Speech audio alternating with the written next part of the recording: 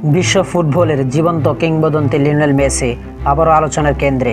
2026 বিশ্বকাপের ইতিহাসের গড়ে বিশ্বের প্রথম ফুটবলার হিসেবে ষষ্ঠ বিশ্বকাপে অংশ নেওয়ার কীর্তি গড়েছেন তিনি। আর সেই মঞ্চে ভবিষ্যৎ নিয়ে গুরুত্বপূর্ণ মন্তব্য করে অবসরে ইঙ্গিত দিয়েছেন আর্জেন্টাইন অধিনায়ক। আলজেরিয়ার বিপক্ষে বিশ্বকাপের প্রথম ম্যাচে দুর্দান্ত পারফরম্যান্সের দলকে 3 গোলের জয় এনে দেন মেসি।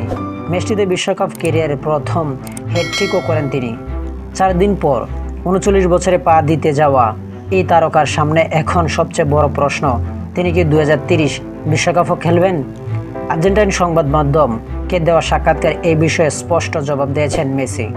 2030 বিশ্বকাপে খেলার সম্ভাবনা সম্পর্কে জানতে চাইলে তিনি বলেন, না, এটা আমি অনিশ্চিতভাবে বলতে পারি। দীর্ঘ 2 দশকেরও বেশি সময় ধরে সর্বোচ্চ পর্যায়ে নিজেকে ধরে রাখার রহস্য জানিয়েছেন মেসি। তার ভাষায়, ফুটবলে তার জীবনের কেন্দ্রবিন্দু। নিয়মিত প্রতিযোগিতা, কঠোর পরিশ্রম এবং নিজেকে সর্বোচ্চ ফিটে রাখা তাকে এখনও সেরাদের কাতারে রেখেছেন।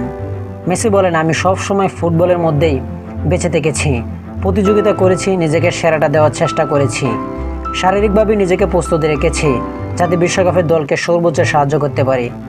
আমাদের দলে অসাধারণ কিছু খেলোয়াড় আছে যেখানে কেউ কাউকে 1 ইঞ্চি জায়গাও সহজে ছেড়ে দেয় না। ঠিক থাকতে হলে নিজেকে সেরা ফর্মে থাকতে হয়। ভবিষ্যৎ নিয়ে খুব বেশি ভাবছেন না বলে জানিয়েছেন আর্জেন্টাইন মহাতারকা। ক্লাব, জাতীয় দল এবং ব্যক্তিগত পর্যায়ে প্রায় সব বড় অর্জনে তারা জড়িত রয়েছে।